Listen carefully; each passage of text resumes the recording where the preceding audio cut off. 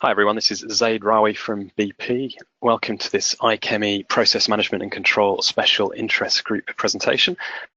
This one is on Cooperative Distributed Control, Model Predictive Control for the Industrial Internet of Things by Patrick Thorpe of Spiro Control.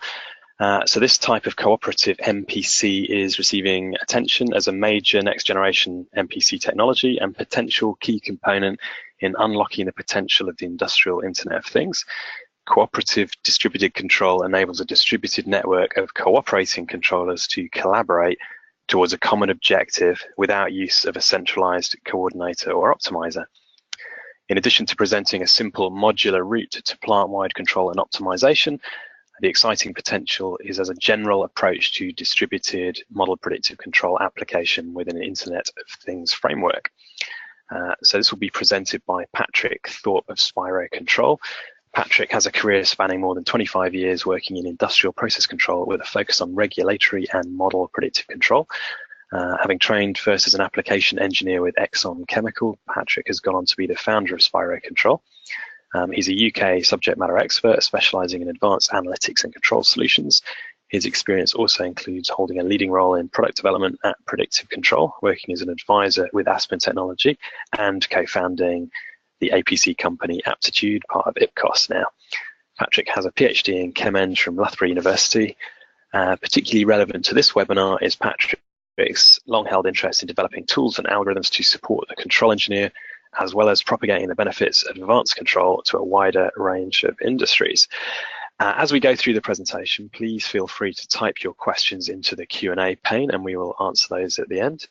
And I will now hand over to you, Patrick. Okay, thanks very much, Zaid. So, good morning. The topic of this morning's presentation is going to be cooperative distributed control, and this is technology that's been developed by Spiro Control over the last year or so. Which it's an evolution of a conventional MPC technology that we already have in commercial operation. So we've developed over the past year or so, and it's been partly funded by Innovate UK. We've also drawn, it's fair to say, on theory developed in a number of academic publications. So during the course of the webinar, we'll review some of the theory behind the technology to understand how it works. Then we'll look at some implementation details and finally some case studies of potential applications.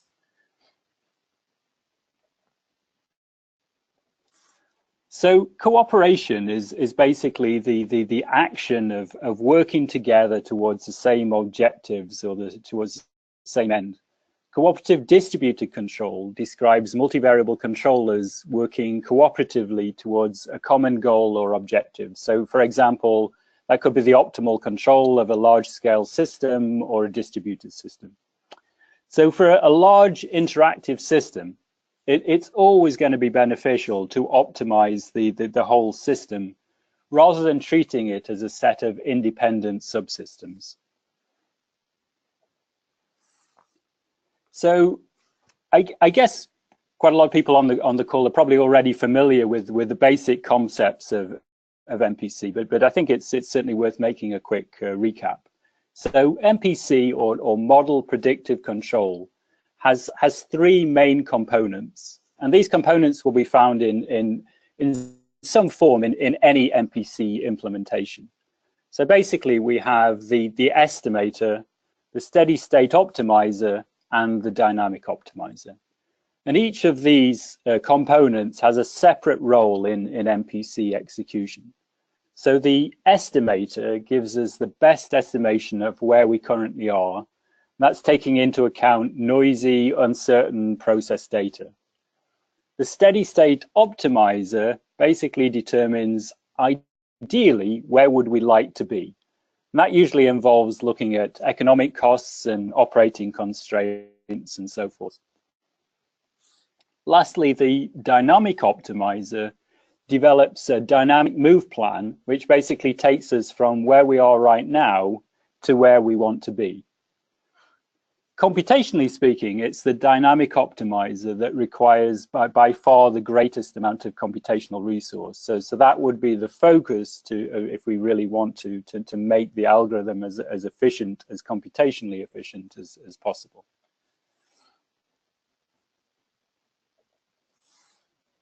So looking at a specific example, which is our sort of somewhat simplified ethylene process. So this is a typical example of a large-scale industrial process. And as we can see from the model matrix in the background here, there's a significant amount of interaction within the process. And that interaction is due to heat integration, material flows, recycles, and so forth. Basically, the size of the process and the number of variables involved means that a single plant-wide multivariable controller is going to be very complex to develop. It's not completely intractable, but it will be complex to develop, and it will certainly be complex to maintain. It will also be computationally intensive. On the other hand, because of the degree of interaction within the process, that means that if we build a series of independent controllers and deploy them on each process unit, then those controllers are likely to be unstable, and that's because of the significant interactions within the process. So if we look at the step response, or actually the gain matrix there, in the steady state gain matrix in the background there, we can see that it shows this broad block diagonal structure. And so this main block diagonal represents the primary flow of material through the process. And then the off-diagonal elements that we see here, basically they're the interactions between the various process units. And this sparsity pattern is quite typical of many large-scale system models. So this next slide shows a sort of slightly different view of basically the same model, and it's the graph structure of this same simplified ethylene plant. Here in the graph structure, the vertices, which are the colored shapes, they represent the process variables. And then the edges, which are the lines connecting the shapes, are basically the interactions between the process variables. So again, in this graph, we can see this core structure of subgroups or communities, if you like, that have dense internal interactions within the groups themselves. These subgroups are interconnected through a sort of more sparse set of interactions. And those interactions are usually focused on a key set of individual variables. These interactions basically represent the off-diagonal elements that we saw in the overall model matrix structure. So again, these are the interactions between the process units. So if we look more closely at the subgroups in the graph structure, we can see that the subgroups align quite closely with the plant topology. So the furnaces, demethanizer, deethanizer, the C2 splitter, C3 refrigeration, they all show up as these tightly connected subgroups. Sometimes you'll find a variable might be attached to a different group other than its sort of associated process unit. So for example, an obvious example would be the bottom flow of the demethanizer, which has got sort of more connections with the deethanizer, and so the bottom level of the demethanizer and the flow belong more logically into the deethanizer subgroup. The same might apply for sort of dominant recycles like ethane from the C2 splitter back to the furnace.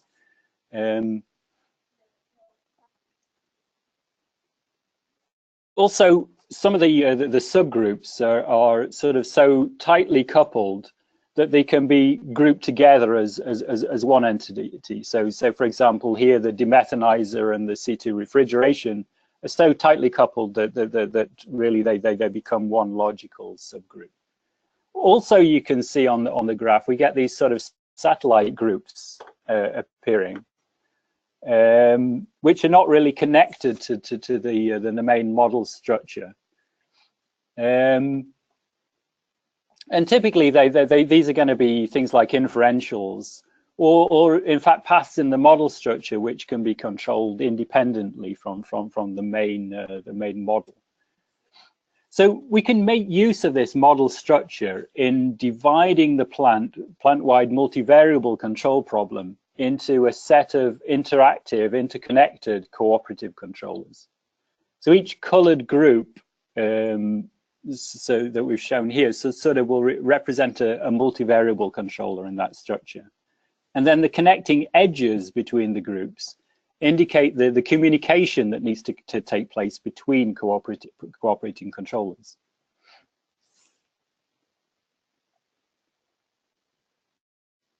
So if we kind of simplify that picture a little bit, but we still retain this graph structure because it provides quite a useful format to demonstrate how cooperative control proceeds. We can first sort of let's look at the subsystem models themselves. So each model includes a combination of localized inputs or manipulated variables, if you like, and feed forwards, and external inputs, which are coming from neighboring subsystems. The process outputs, the YI variables in the model here, include all of the constraints that can be reached by this subsystem. So we're not just looking at local variables, we're also looking at plant-wide constraints, which can be reached by this particular subsystem. And this is what we mean by cooperation. Each controller basically is working towards the same common set of plant-wide objectives.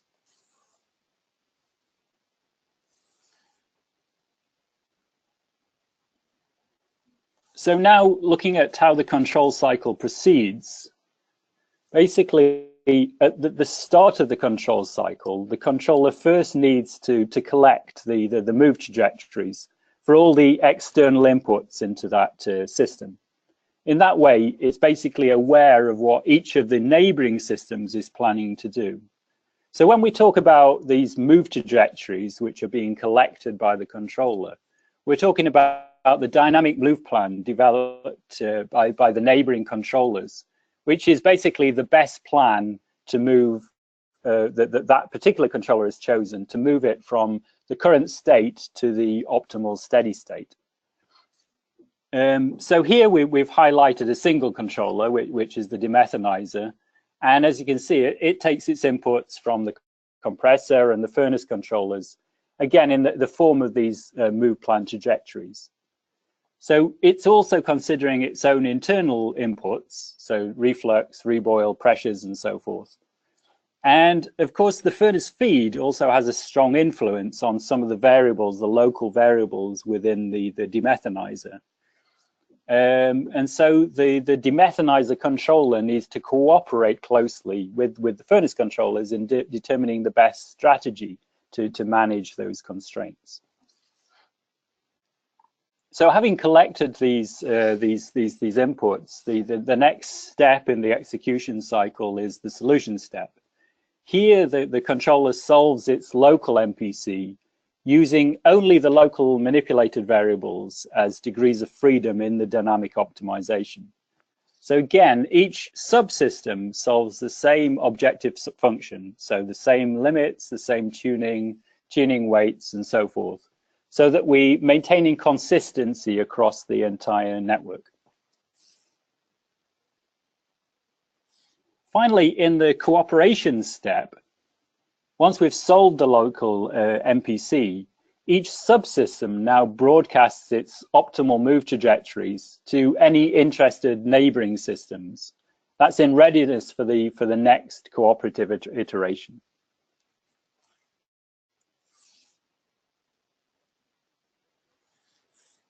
So up to this point, we've only highlighted a single subsystem, but of course in a cooperative network, the cooperation and execution steps are going to occur in parallel for all the subsystems over a series of iterations.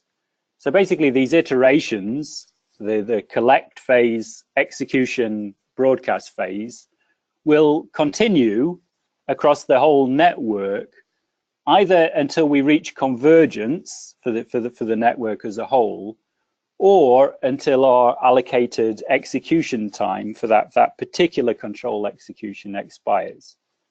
And the theory behind cooperative MPC and suboptimal, it basically draws on suboptimal control, provides sort of guarantees of nominal stability for any finite number of numbers of steps.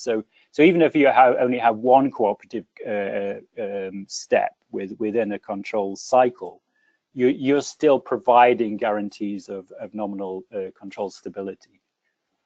So an important point is that by cooperating in this way, the distributed controllers can reach basically the same global optimum as a single combined model predictive controller for the whole process.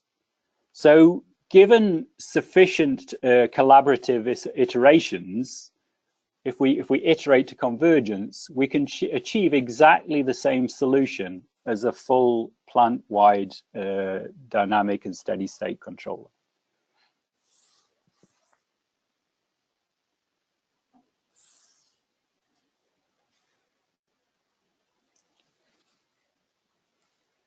So if we take a simple example, which is really just two furnaces maximizing feed against a C2 splitter pressure constraint with say a limited condensing capacity. The cooperation between the furnace controllers basically ensures that the feed rates into the plant are synchronized to maintain the plant at capacity. So, for example, as one furnace is brought online, the controller for the other furnace will basically reduce the other furnaces. If we've got more than just two furnaces, will reduce their feeds to maintain the same total, so that we're always managing this back end constraint. So this is basically because each individual controller is working together cooperatively to manage this plant-wide capacity constraint.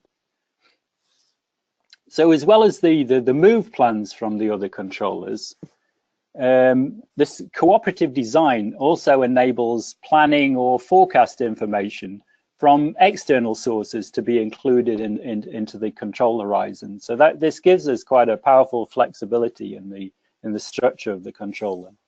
So in this example, we've shown the external temperature, ambient temperature, basically being used as a forecast in managing the C2 pressure constraint. So basically in terms of the refrigeration capacity and the condensing capacity on the splitter. So the same technique you could use to include, for example, scheduled outages, utility tariff changes, scheduled load transitions, or even plant startup and batch operations. So as I say, it becomes quite a powerful technique for giving sort of flexibility to the way that you can design these cooperative controls.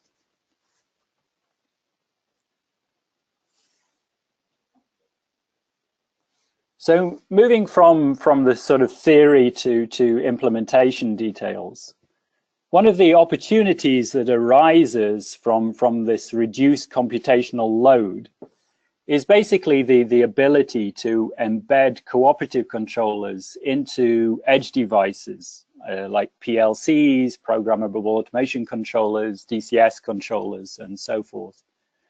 These edge devices can basically reside anywhere within the control network.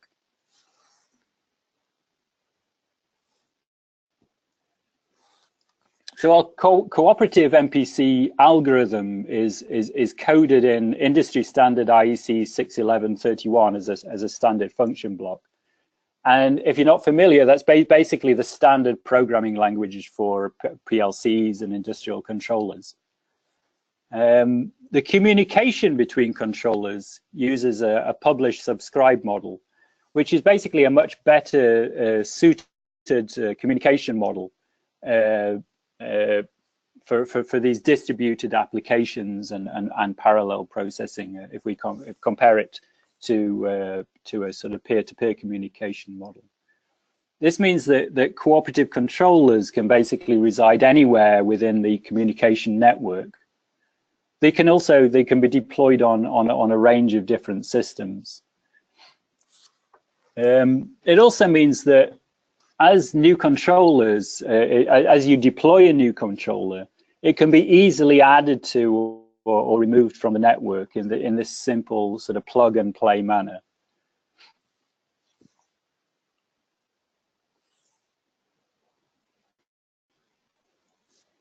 So, thinking a little bit further about the benefits of embedded control, where we're embedding multivariable controller into the DCS or PLC or local controller, we can look at a sort of simple furnace example to illustrate that point. The open loop furnace model, that we can see here, shows strong interactions between its internal variables, so like COT, draft, oxygen, etc.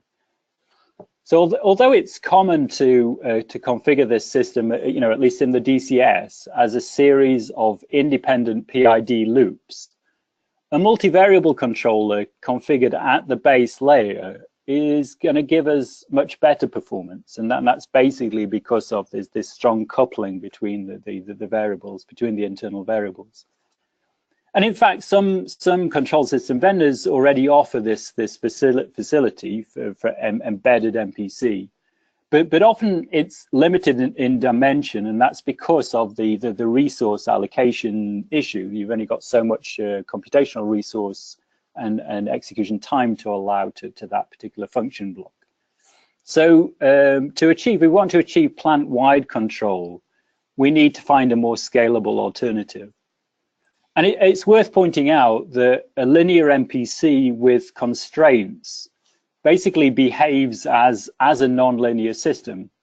So it's not as simple as just cascading a supervisory MPC through OPC or whatever to the embedded MPC and the DCS, to the limits or to the targets of that embedded MPC. Basically, we need to reconfigure the complete system if we want to scale this up into a plant-wide multivariable controller. In contrast, the cooperative control could offer a sort of scalable solution to plant-wide embedded MPC, because the furnace controller can easily be included in a cooperative network with other embedded controllers, basically to extend its scope.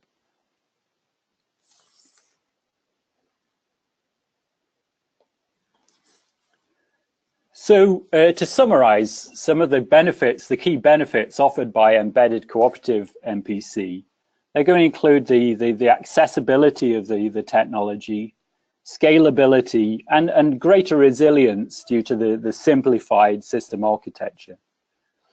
In general, we can expect an improved application return on investment, and that's because of the lower implementation costs, shorter time to benefit, and the higher availability if we compare to a centralized solution. In terms of the development and maintenance of the underlying control models, which we haven't really addressed so far, obviously that's an important and time-consuming step in MPC deployment. In general, because the control structures themselves within a cooperative controller are more compact, the models themselves will be easier to develop because basically there's fewer variables to step. And to that end, we've implemented an adaptive model capability within the technology, which uses an online recursive identification. And that can be used to develop and maintain the system models. And I guess we expect this to further improve the overall on-stream factor and performance of the controllers. Another interesting possibility for I guess for the future is the sort of, at least the initial development of the state space model structures, is to derive the state space models directly from the underlying differential equations. And that's something that at least we've been doing in a simulation environment. So although we focus mainly so far on industrial process control, there are many potential application opportunities, especially looking at if we look at geographically dispersed systems or systems with a lot of interactive components. So this the image here shows a concentrated solar plant that's under construction. It's an example of a massively distributed system. Each of the mirrors that you can see here, or heliostats, is individually controlled and interactive. So there are common objectives related to the heat flux on the collecting panels on the central solar tower, and on the circulating salt, which is used as the heat transfer medium to transfer the solar heat to the steam generation. So this seems like a pretty good example of a massively distributed application.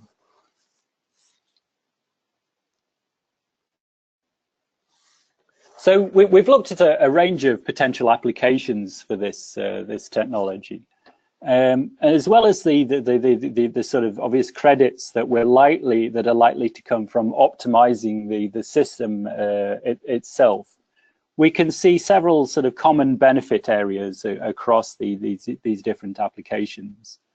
Those would include scalability of the solution, better resilience of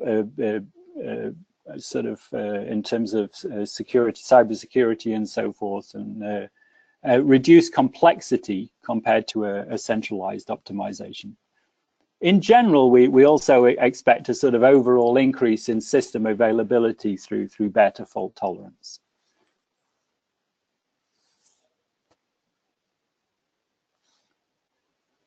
So this is a simple example that we put together, which is an electrical microgrid, which is a good example of a naturally distributed system.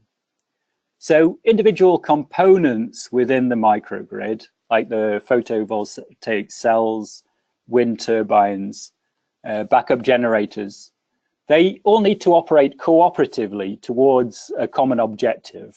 So supplying the required load in response to changing demand and environmental conditions and so forth. If we extend that a little bit and look at the available battery storage and varying pricing tariffs, this also introduces a sort of planning aspect to the optimization. So this simple demonstrator shows how forecast data can be used to optimize a basic microgrid consisting of a solar cell, diesel generator, and battery storage. So each item in the microgrid is controlled by a separate cooperative controller. And then the graph on the right there shows the forecast data that's available. So the sunlight periods, the pricing tariffs, and our forecast load forecast.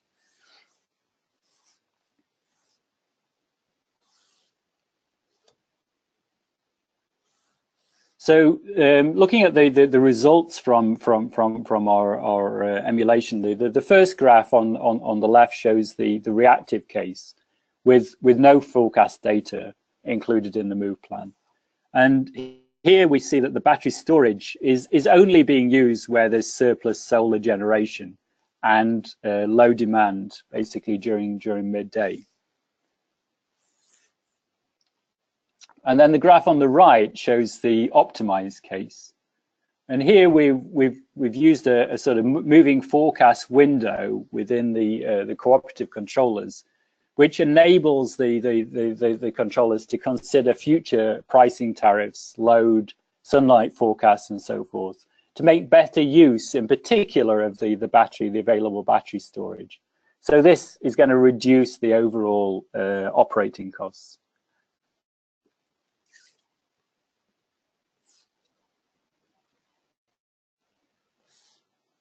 So, of course, we could have achieved similar results with a centralized optimizer, but the distributed nature of microgrids kind of favors significantly the cooperative approach. So, for example, loss of a single cooperative controller means that we only lose access to that single associated piece of equipment, rather than losing the complete system, or at least the complete optimization function if we're using a centralized optimization. In terms of cybersecurity, which we've alluded to in previous slides, I think a distributed structure in general will be more resilient to attack, just by its distributed nature.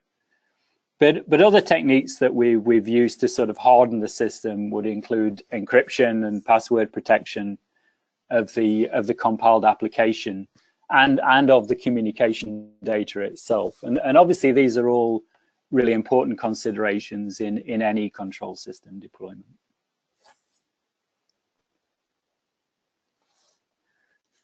So taking a further example, this example shows an NGL supply chain. So here the gas plant upstream basically supplies NGL, which is ethane, propane, butane, to the downstream NGL plant. And then the deethanizer on the NGL plant, the first separator in the NGL train, separates the ethane, which in turn feeds a local ethylene plant. So the ethane feed to the ethylene plant is ultimately determined by the operation of the gas plant demethanizer. So as we adjust the temperature on the demethanizer, that determines the amount of ethane that we're pushing into the NGL, which in turn determines the ethane that's received at the ethylene plant. And those systems are separated by some 100 kilometers or so of pipeline. If there's any disruption in the ethylene plant availability, then this would typically result in flaring of ethane at the ethylene plant feed, at least until the NGL plant operator contacts the gas plant operator, who in turn can adjust the demethanizer temperature. Then adjusting the temperature basically allows the operator to take more of that ethane into to the local sales gas, or into to gas reinjection. So it is valuable use of that gas rather than it being flared. So this is a conversation that's basically taking place across 3 control rooms, whereas a cooperative control solution applied across all 3 units would allow the demethanizer controller to anticipate these disruptions and eliminate the flaring, or at least reduce considerably the flaring. So that's an interesting example where cooperative control could be deployed over a geographically dispersed system.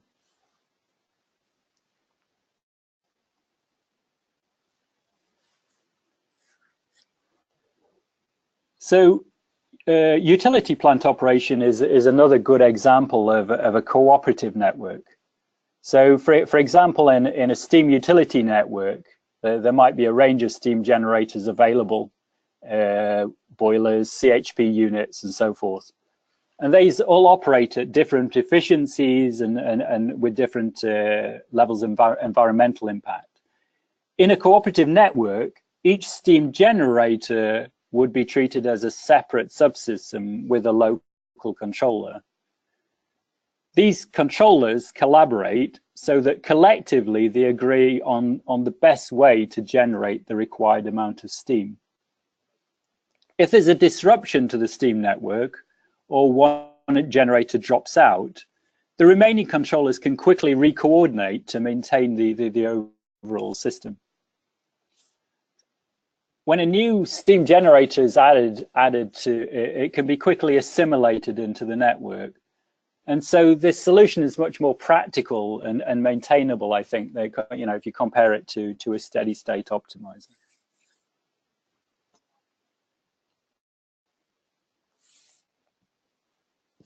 So in summary, looking at these different application opportunities and an overview of the technology, cooperative distributed control provides a practical, scalable solution to the control of large-scale distributed systems with stability guarantees, even if there's a significant interaction between subsystems. It has a simple plug-and-play publish-subscribe architecture with no need for this centralized coordinator or centralized optimizer. And that provides increased resilience and reliability for network systems, for example, as we saw with the microgrids and the utility networks.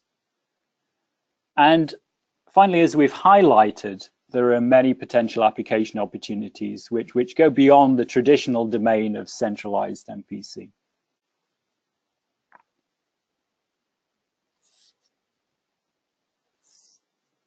And I guess one last thing, considering the evolution of industrial control over the last century or so, from the early days of pneumatics and the development of optimal control theory, Kalman filters, and multivariable controllers like DMC, it's interesting to think that the industrial model predictive control has been around for pretty much 40 years or so now. And now we see Industry 4.0 and initiatives like open process automation, and they're bringing new control and analytic opportunities which really have interoperability and communication standards, at their core. So I think this distributed technologies like cooperative distributed control will have an important role in delivering on the potential of these technologies.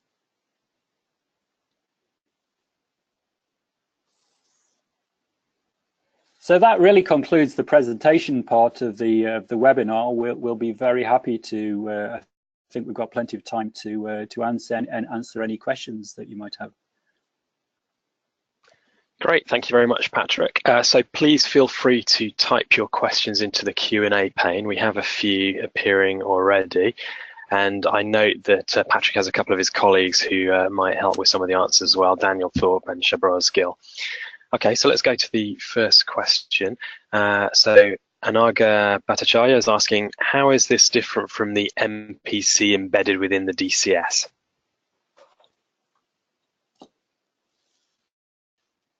Okay, so shall I take that one? The an MPC, I think if the example I gave of the embedded furnace controller is a good example.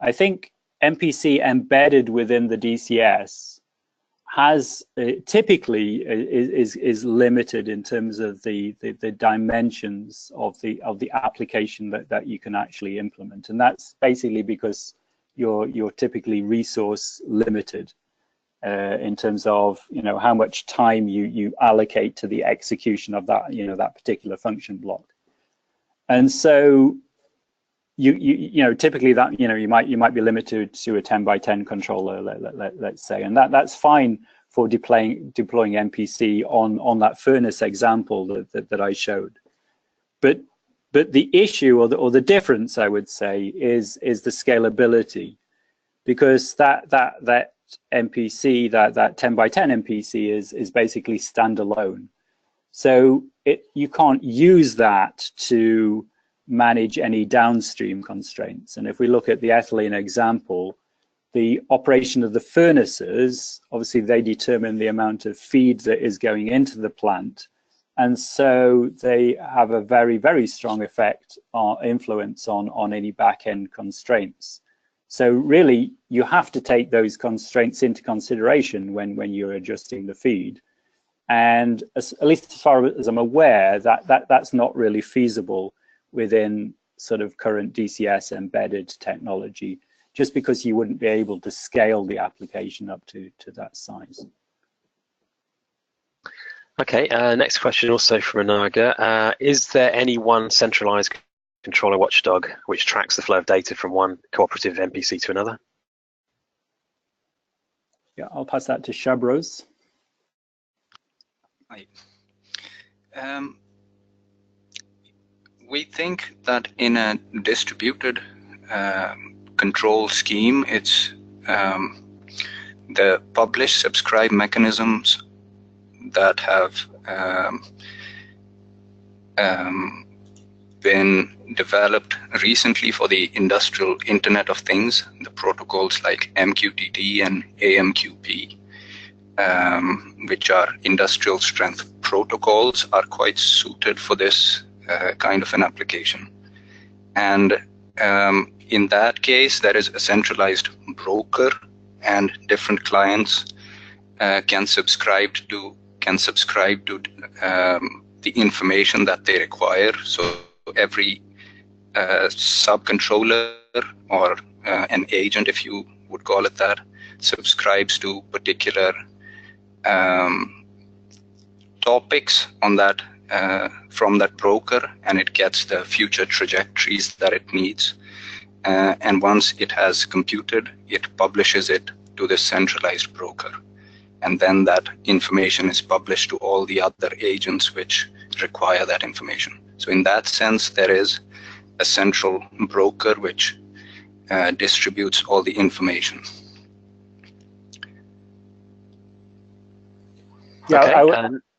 Sorry, go ahead. Just again to add to that, in terms of this publish-subscribe protocol, the current OPC UA standard is also being released for a publish-subscribe architecture.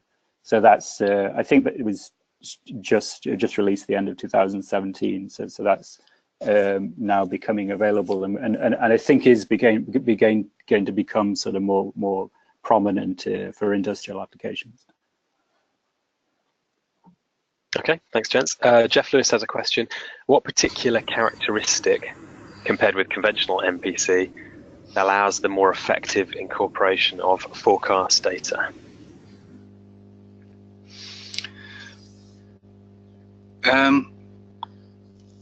Well, I guess this is an extension. Incorporation of forecast data comes naturally to the extension of the algorithms that have to be made on top of the standard NPC controllers to make them work in a distributed setting, because they need to, each of these separate cooperating controllers, they need to take into account the trajectories of the other controllers that are the neighboring controllers that are in the network. So that is kind of that is a feature that has to be supported by each of these controllers, and that can be utilized effectively also when some forecast data is available for some feed forwards. So that comes as a natural consequence of the algorithm itself and what it can handle. Okay, Sean Goodhart has a question. What does the user interface look like for this? Do you have a standardized design that you build? And then he makes an observation that it's mission critical that the operators can understand why as well as what the APC is doing, or MPC, i.e. when a controller is responding to a constraint, say 100 kilometers downstream, and starts moving the local controls to deal with their neighbor's constraint, it may surprise an operator unless he or she has clear views on what's going on.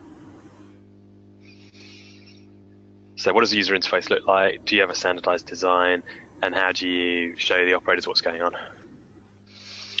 Well, at the moment, this user interface, we are not at that point that we have a fully developed user interface. So we are still testing out the algorithms and testing it on different sorts of examples, like the ethylene example or microgrids example. So we are in that phase where we are testing the algorithms, and the user interface, we have something that works for us in an office setting, but that's, at the moment, we are not at that stage where we have a fully developed user interface that can be deployed, and operators can be able to use that. So, but that's in our future development. So in the coming months, that is something that we will be working on, and we'll be paying quite some attention to make it as user-friendly as possible. So okay. I give a little bit of background. Sorry, to just to fully answer Sean's question, or a little bit more fully. This sort of the nature of the design, this publish subscribe architecture. Basically, each variable is allocated a unique tag ID. So it's identified within the network by its tag ID. So a variable is not associated with a controller per se, because these variables are shared across controllers. It doesn't make sense to allocate them directly to a controller. So that allows consistent limits to be used in all of the controllers, because they all subscribe to this one variable through its tag identification.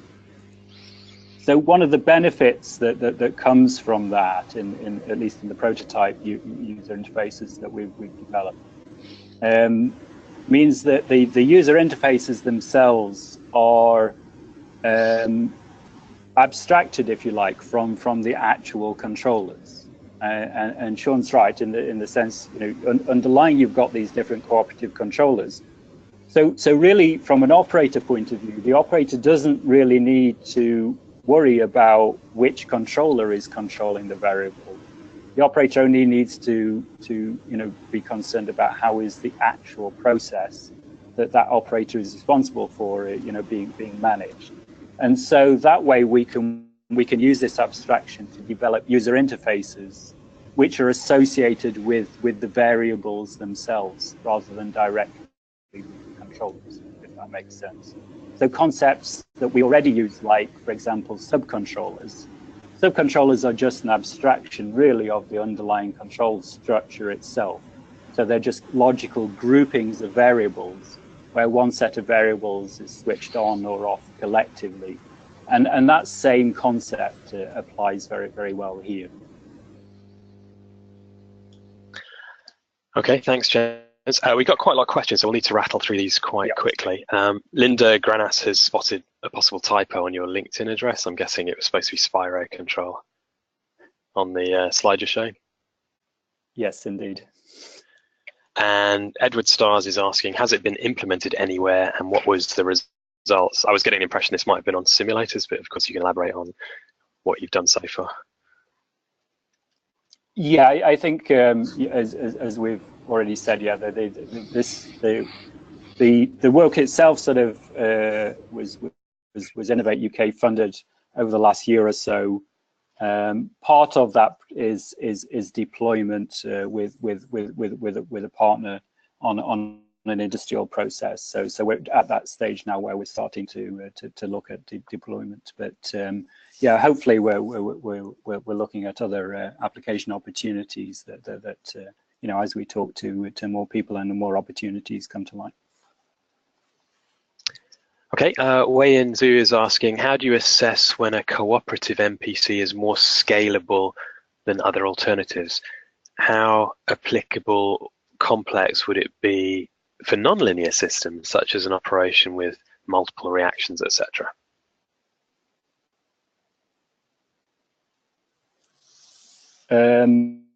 Shall I take that one? In terms of the nonlinear deployment, I mean, certainly from what the technology that we're looking at the moment is based on linear MPC and linear states-based models. But certainly in the academic literature, there's quite a lot of academic interest in this technology at the moment, and certainly some nonlinear cooperative applications are starting to be looked at there. In terms of scalability, I think it really depends on the deployment. It's partly on the application and partly on the deployment environment. I think if you're deploying in an embedded system where resources are limited, then there's always going to be a benefit in sort of breaking the problem down into smaller subgroups to sort of improve execution. And I think that graph structure that I showed right at the beginning, where we sort of break the problem down, I think that's something that we're starting to look at now as being quite a useful way of highlighting, where are the dense communities, which are sort of logically separate controllers, and then these sort of sparse interactions. And so there's a lot of work, or a lot of theory, should I say, in graph theory, that in this idea of community detection that we can sort of use there to highlight where these subgroups appear in the model structure. Okay, so we've got just under 10 minutes left. Aswani Kumar Idara is asking, could you suggest any reference books for microgrids and MPC?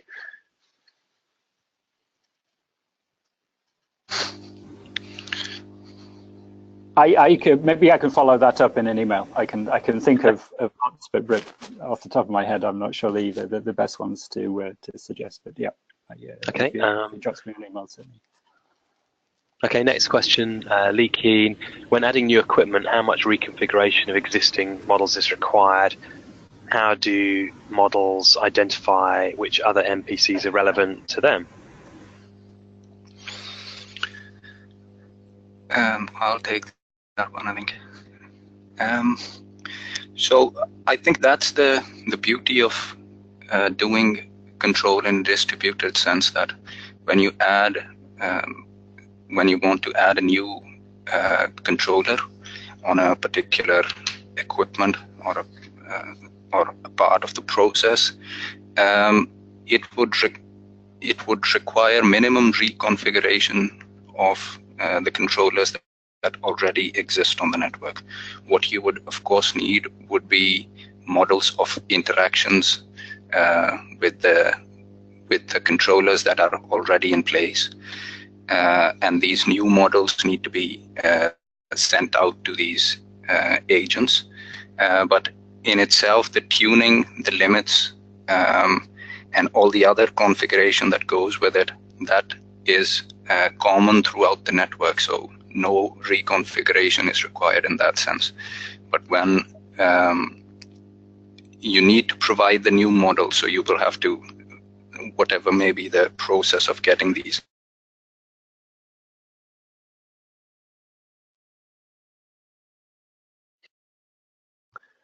Okay, not sure if Shubhra's got cut off there slightly.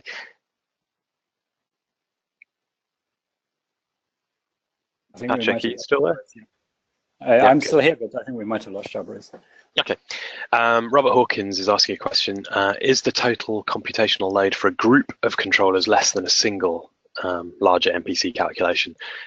If so, would this approach be attractive even for a single computation device? How different is the total computation? Yeah, the total computation, if you compare to, if you take the ethylene example, we obviously quite a large scale system, because of the sort of relationship to computational load versus number of variables, which basically the numbers of steps is cubic in the dimension of the problem. So it always makes sense to break the problem down into smaller subgroups, and then obviously it then depends, how much cooperation you need to do. So there is this trade-off between size of the problem and number of cooperative interactions, and that's why it makes sense to try and sort of group things with dense cooperation together into one group. But yeah, I think in reality, yes. If you compare the ethylene plant full matrix, if you try to execute that as a single controller versus a group of cooperative controllers, then yes, you would definitely reduce the computational load. So in a sense, that would make sense even on a single device. Yeah. You also get these sort of benefits of sort of maintainability, because you've got smaller model structures and so forth, and sort of ability to take single controllers in and out of the problem. Okay, so we've got 5 minutes left and I think 7 questions, so this will need to be pretty speedy. YN Zoo is asking, how can cooperative MPCs be implemented in bite-sized phases? Yeah, I mean that's exactly our sort of strategy for deployment, because that then brings sort of quicker benefits. So if you take the furnace example, because that's aware of the downstream constraints, that could be deployed, in as a first step and has visibility of the plant. Albeit, if you don't have the C2 splitter application commissioned at that stage, it's not completely cooperative, but it already is giving you some plant-wide visibility. So I think this definitely leads to a much faster deployment of applications and brings forward the benefits into to an earlier stage. Okay, Nirav Chokshi is asking, how is the convergence achieved in the global MPC problem? Do controllers need to interact in a specific sequence? Also, if the controllers get added or removed in a plug-and-play architecture, how is the global objective modified in the individual controllers? Is Shabros, have we lost Shabros? I think we lost Shabros. I think he was back, but I think he might be having some audio problems still. Okay.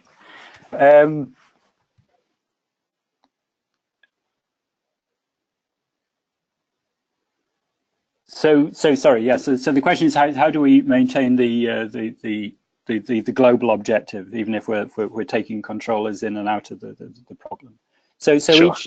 each controller has this awareness of all of the constraints that it can reach, if you like, through its local variables.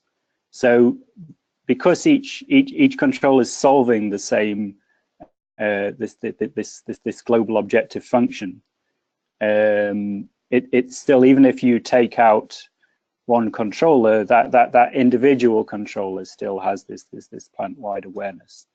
So that's why you don't need a centralized optimizer, because you're sort of forming the centralized problem collectively through all the individual controllers. Okay, Kevin Bork's asking, should we call this MPC for SCADA, or is that an oversimplification? And it's one potential deployment mechanism. I'm not sure that I would use that term in particular. Okay, Nirav's also asking your plans for non-linear MPC. Yeah, as I say, I think that's somewhat in the future, but certainly, as I say, that I think that is definitely on the horizon. Okay, Stefano Lodolo is asking, how would distributed MPC solve the problem of distributing load between multiple boilers to maximize overall efficiency and related non-linearities while still guaranteeing steam high pressure demand? Yeah, so each boiler would be a separate cooperative controller. Each of those cooperative controllers obviously has a total steam supply as one of its constraint variables. So collectively, it's not really dissimilar to the furnace, to the ethylene feed example. Collectively, those boilers are all working cooperatively to determine the total steam demand. But again, because each controller is aware of the others in the network, then there's a sort of consensus in terms of which boilers are the most efficient, and so which ones should be used, in preference to others. So if you think about it, it's the same strategy you would use if you commissioned a full dynamic controller across the whole steam network, basically. Okay, pretty much out of time. Let's just deal with the last couple of questions. Jeff Lewis is asking, when will this be commercially deployable? Well, we're certainly looking for potential customers and partners right now. So be very happy to talk to Jeff after the call. Okay, and then Nasiba Zorabi is asking, where can we find the video? That'll be posted on the Special Interest Group website afterwards. Very good. Well, thank you so much, Patrick, Daniel, and Shabroz. Really appreciate the presentation. It's great to hear something new happening in the MPC world. So after this finishes, everybody, there'll be a little survey to fill in. And as we said, you should have access to the slides and the audio afterwards as members of the Special Interest Group. Thank you, Patrick. Thank you very much. Goodbye, everyone.